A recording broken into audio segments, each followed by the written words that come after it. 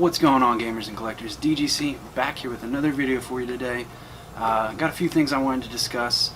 Some gaming news. I'm going to start to dabble into that in 2018. The Winter Backlog Challenge, and then also a package that I got in the mail. And I wanted to give it a shout out to one of my friends on YouTube who I'd love to see his channel grow a little bit in 2018 and see where all of us end up in the future. And so let's kick this off with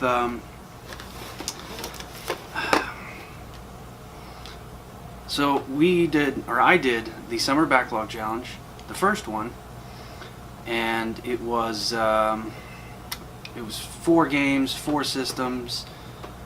I don't remember what the stipulations were, to be honest, but I know that that's how that one went. The prize was a $60 title of your choice. Pillar of Conflict won that, and he has participated in all 3 of the contests. Then the Fall Backlog just recently ended. Tyler Stevenson, Steve, he won that one. That was didn't even end but 2 weeks ago, and I already forgot what it was in that one. I honestly don't remember. I'm drawing a blank on it right now. But we're in the Winter Backlog Challenge now. It's the Sega edition this time. That was what his prize was. He didn't even want the prize. He knew that I wasn't going to do another Backlog Challenge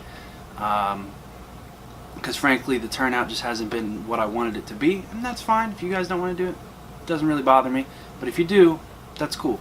But for the people that do enjoy doing it, I'm glad they do, and it's typically always the same 4, 5, 6 people. So I know Oso Jiggly, he's in it this time. To my knowledge, we text pretty regularly. He's already beaten 2.5 games, maybe 3 games at this point. Steve is, I think he might have already, he finished Golden Axe, I believe it was. And then Pillar of Conflict beat Merc right after I left the live stream he was doing. Mr. Venegas, my dog, where you at? You got to get in on this. You told me you were. So all 4 of them are always in it, and then I believe Radar Cannon, he was in the fall one. I believe he's stepping into the ring. A few other people might be getting into the Winter Backlog Challenge, so I'm excited to see where it goes. I just want to have more people get in on it because it's just good for the community. It's just a fun little thing to do. It helps you actually play some of your backlog, and that brings us into the next topic here in a second. It allows me to play my backlog this time because the prize is going to be mailed by me, but it is not actually from me.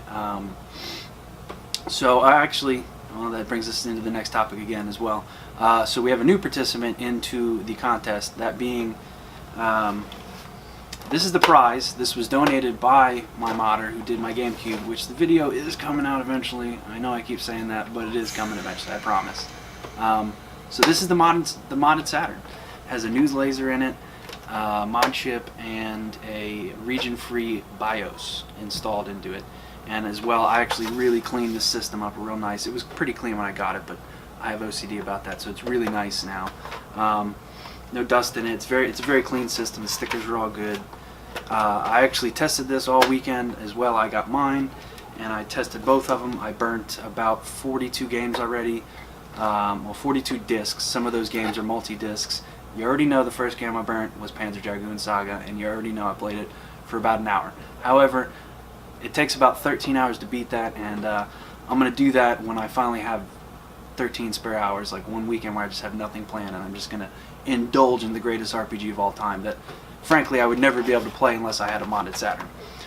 So, my modder friend, Paul, he donated this to the winner, so whoever wins is going to win this. He is in the contest as well, but he donated it, so what he wants is the second place prize.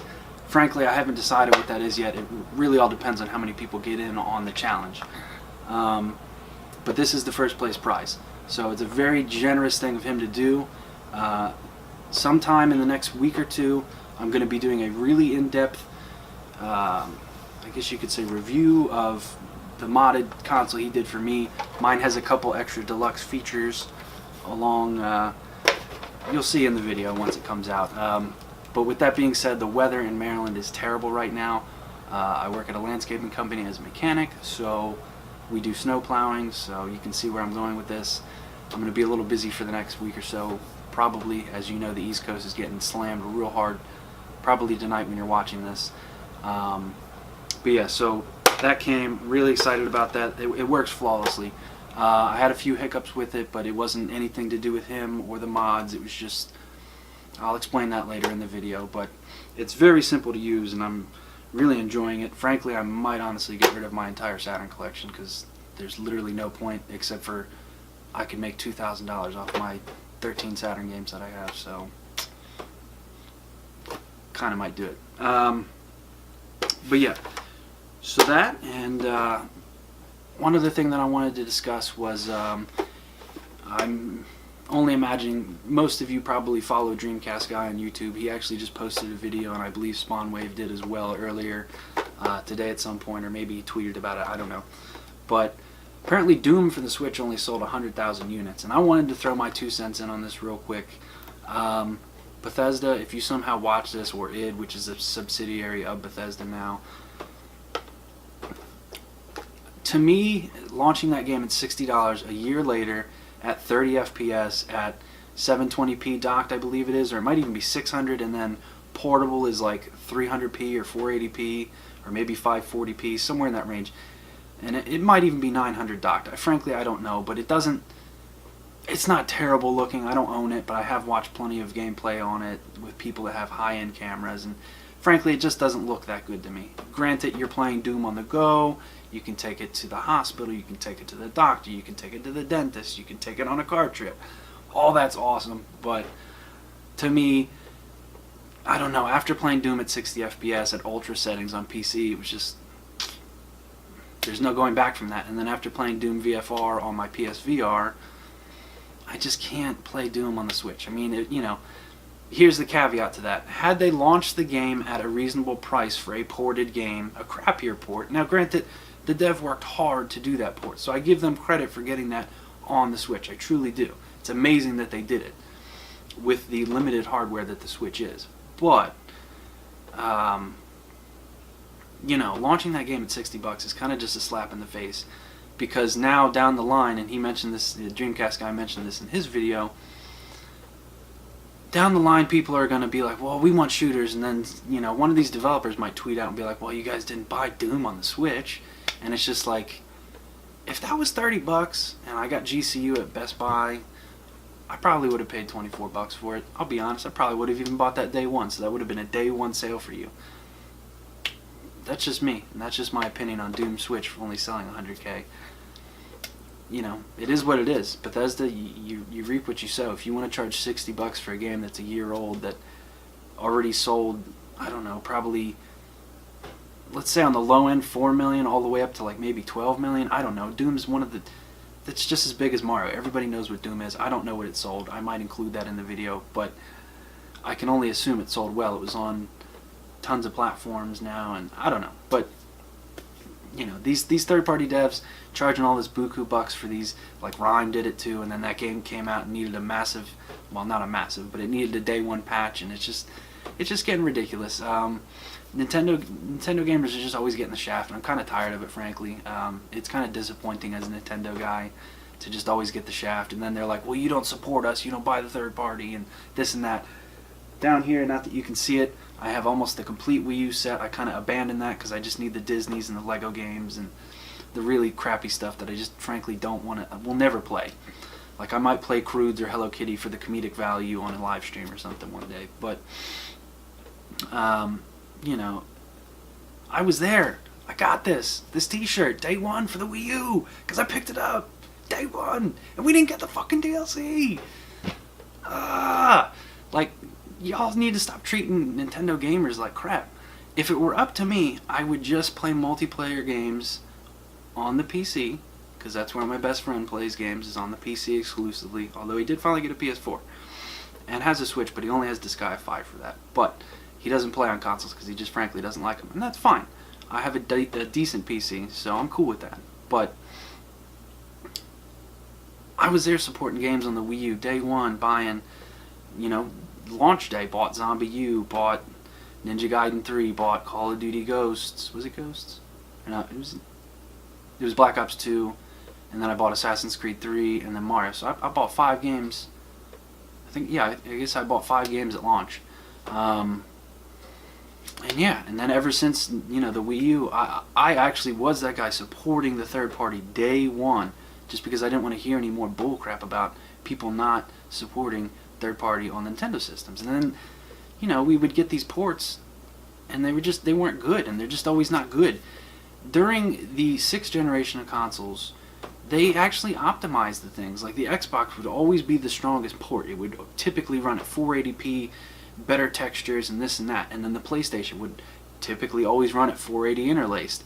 And then the GameCube would have the best loading times, and you know, the sound would be compressed down a little bit more. But they made it individually for each system, but then they all came out on the same day.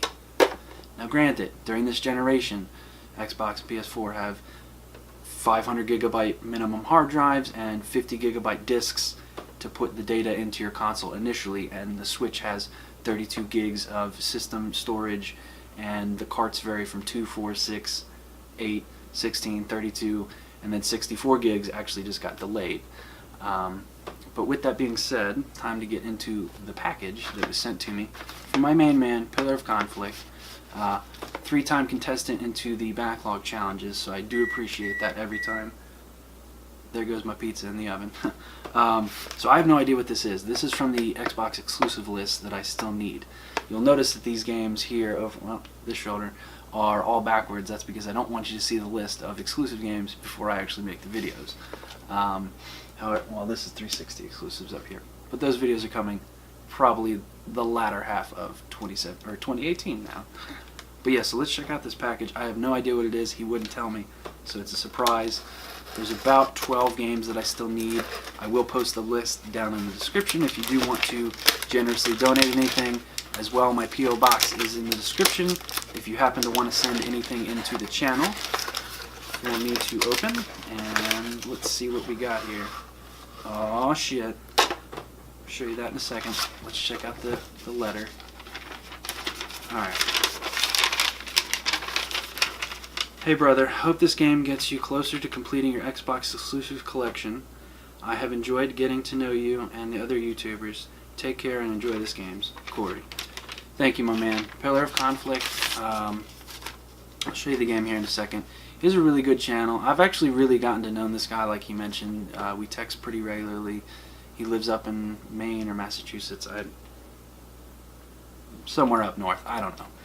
But so, you know, we talk pretty regularly. He live streams probably once or twice a week. Always Saturdays around 9 to 10ish. And then he sometimes streams during the week as well. It's kind of just random, but definitely always Saturday nights. And then what I really enjoy about his channel is he's a little bit older than me. I'd say he's probably in 35 to 40 range. So he grew up with the Master System. And what's cool about that for me is he has all these memories of the Master System. I've never even played a Master System, period. So it's really cool for me to hear all these memories that he had with the system that I never experienced it. So, like, you know, just the way he describes it, it's just like I'm enjoying it for the first time, you know what I mean? And one of my collecting goals for this year is to get a Master System. But for me, DGC, to get a Master System, it needs to be complete in box and nice and minty, or I don't want it. So with that being said, you're looking at a $300 or $400 price tag. So that's going to probably be in the summertime. That might be something I try to pick up at Too Many Games if I can find one. But so, again, Pillar of Conflict, my man, thank you for sending this. He ended up sending in Curse, the Eye of Isis.